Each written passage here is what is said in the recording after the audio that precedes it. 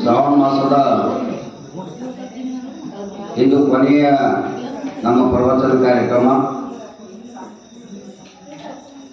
ಇಲ್ಲಿವರೆಗೆ ನಿರಂತರವಾಗಿ 5ನೇ ತಾರೀಕಿನಿಂದ 4ನೇ ತಾರೀಕಿವರೆಗೆ ಸುಮಾರು 1 ತಿಂಗಳ ಕಾಲ ನಾವು ಸತ್ಸಂಗದಲ್ಲಿ ಮತ್ತು ಭಜನದಲ್ಲಿ ಭಾಗವಹಿಸಿದ್ದೇವೆ. ಹಾಗಾಗಿ ನಾನು ಮೊಟ್ಟ ಮೊದಲು ಈ ಸಂದರ್ಭದಲ್ಲಿ ರಾಮಭಕ್ತ ಹನುಮಂತನನ್ನ ದಿವ್ಯ ಕೃಪೆಯಿಂದಲೇ ನಾನು ಈ ಪ್ರವಚನ ಆರಂಭ ಮಾಡಿದೆ ಅಂತ ನಾನು ಭಾವಿಸ್ಕೊಂಡಿದ್ದೇನೆ. ಯಾಕಂದರೆ ನಾನೇನು ಪ್ರವಚನ ಮಾಡ್ಬೇಕಂತೇಳಿ ಬಂದಿಲ್ಲ. ಭಾಳ ಜನರಿಗೆ ಎಲ್ಲ ಹೆಣ್ಮಕ್ಳು ತಾಯಿಗಳಿಗೆ ಅನ್ಸ್ಬೋದು, ಇವರೆಲ್ಲ ಯಾವ ಸ್ವಾಮಿಗಳ ಎಲ್ಲಿಗೆ ಬಂದರು ಪ್ರವಚನ ಮಾಡಕ್ಕಂತ. ನಾನು ಗೌರ್ಮೆಂಟ್ ಕಾಲೇಜ್ ಪ್ರಿನ್ಸಿಪಾಲ್ ಇದ್ದೀನಿ.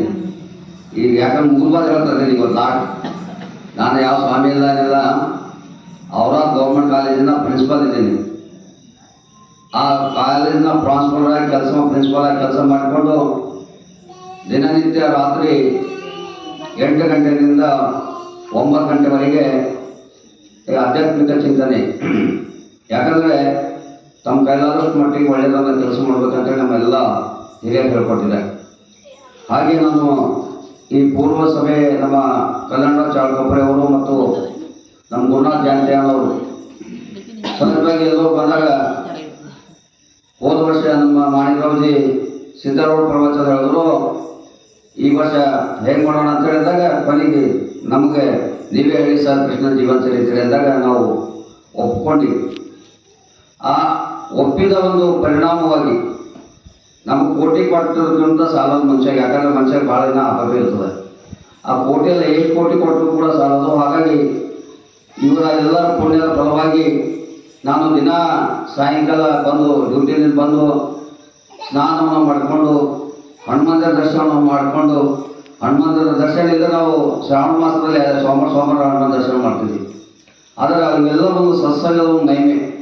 ಹಾಗಾಗಿ ಇವತ್ತು ನಾವು 1 ತಿಂಗಳ ಕಾಲ ನಿರಂತರವಾಗಿ ನಮಗೆ ಜೋಡಿಯಾಗಿ ಸರ್ ಮತ್ತು ನಮ್ಮ ಮಾಣಿಕರಾವ್ ಇಬ್ಬರು ಸತತವಾಗಿ 1 ದಿವಸ ಕೂಡ ಅಬ್ಸೆಂಟ್ ಇಲ್ಲದೆ ನಿರಂತರವಾಗಿ ನಮ್ಮ ಕಲ್ಯಾಣರಾವ್ ಹಾಕೋರು ಮನೆಯಾಗ ನಮ್ಮ ಹೇಳೋರು, ಆಮೇಲೆ ನಮ್ಮ ಶಾಣಪ್ಪಣ್ಣವರು ಮನೆಗೆ ಹಾಕೋರು, ಅವರು ಕೂಡ ನಿರಂತರವಾಗಿ ನಮ್ಮಲ್ಲಿ ಭಾಗವಹಿಸಿದರು. ಆಮೇಲೆ ನನಗೆ ಮತ್ತೆ ಇವತ್ತು ಏನು ಸ್ವಲ್ಪ ನಾವು ಕೊನೆಯ ಕ್ಷಣದಲ್ಲಿ ಮತ್ತು ನಮ್ಮ ತಾಯಿದವರು ಒಬ್ಬರು ಕಾಶಿದಿಂದ ಬಂದಂಥ ಪ್ರಸಾದವನ್ನು ಕೊಟ್ಟರು.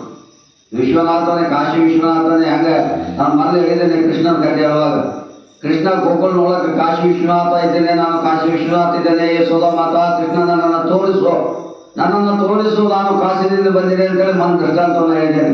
ಯಾಕೆ ಸಾಕ್ಷಾತ್ ಪರಮಾತ್ಮನೇ ಕೃಷ್ಣ ನನ್ನ ಬಾಲ್ಯದಲ್ಲಿ ನೋಡುವಾಗ ಸಾಕ್ಷಾತ್ ಶಿವನೇ ಏನು ಮಾಡ್ತಾನಂದ್ರೆ ಗೋಕುಲಕ್ಕೆ ಹೋಗ್ತಾನೆ, ಹೋಗಿ ಯಶೋಧ ಮಾತಾ ನಿನ್ನ ಮಗು ಹೇಗಿದೆ ನೋಡ್ತೀನಿ ನಾನು ಅಂತೇಳಿ ಸಾಕ್ಷಾತ್ ಸ್ವರ್ಗಲೋಕದಿಂದ ಭೂಲೋಕಕ್ಕೆ ಶಿವನೇ ಆಗಮಿಸಿದ. ಈ ಘಟನೆಯನ್ನು ಕೂಡ ನಾನು ಹಿಂದಿನ ಪ್ರವಚನದಲ್ಲಿ ಹೇಳಿದ್ದೇನೆ. ಹಾಗೆ ನನಗೆ ಇವತ್ತು ಮತ್ತಷ್ಟು ಖುಷಿ ಕೊಡ್ತಾರೆ ಏನಂತಂದರೆ ತಾಯಿದವರು ಕಾಶಿ ವಿಶ್ವನಾಥನ ಪ್ರಸಾದವನ್ನು ಇವತ್ತು ನಮಗೆಲ್ಲ ಪ್ರವಚನ ಪೂರ್ವದಲ್ಲೇ ಇವತ್ತು ಕೊನೆಯ ದಿನದ ಪ್ರವಚನದಲ್ಲಿ ಅವರು ಕಾಶಿ ವಿಶ್ವನಾಥನ ಪ್ರಸಾದ, ಇದು ಕಾಶಿ ವಿಶ್ವನಾಥನೇ ನಮಗೆ ತಿಳಿಸಿದ್ರೆ ನಾವು ಭಾವಿಸ್ಕೊಂಡಿದೆ. ಇದು ಆಧ್ಯಾತ್ಮಿಕ, ಇದು ಎಲ್ಲಿ ಹುಡುಗರು ಸಿಗಲ್ಲ. ಇದು ಪರಮಾನಂದ. ಎಲ್ಲಿ ಪರಮಾನಂದ ಸಿಗ್ತದೆ, ಇಂಥ ಒಂದು ಆಧ್ಯಾತ್ಮಿಕದಲ್ಲಿ ಪರಮಾನಂದ ಸಿಗ್ತದೆ. ಹಾಗಾಗಿ ನಾನು ಈ ಕೊನೆಯ ಕ್ಷಣದಲ್ಲಿ ಬಹಳ ಖುಷಿ ಕೊಟ್ಟದಂತ ನಾನು ಭಾವಿಸ್ಕೊತೇನೆ. ಯಾಕಂದ್ರೆ ಪರಮಾತ್ಮನ ಆಶೀರ್ವಾದ ಅತ್ಯಂತ ಶ್ರೇಷ್ಠವಾದ ಕಾಣಲಾರದ ಶಕ್ತಿ ಇದ್ದಾಗ. ಹಾಗಾಗಿ ಇಂದು ಕೊನೆಯ ದಿವಸ ಭಗವಾನ್ ಶ್ರೀಕೃಷ್ಣನ ಪವಾಡಗಳು. ನಿನ್ನೆ ಭಗವದ್ಗೀತೆ ಮಾತನ್ನು ಹೇಳಿದ್ದೇನೆ.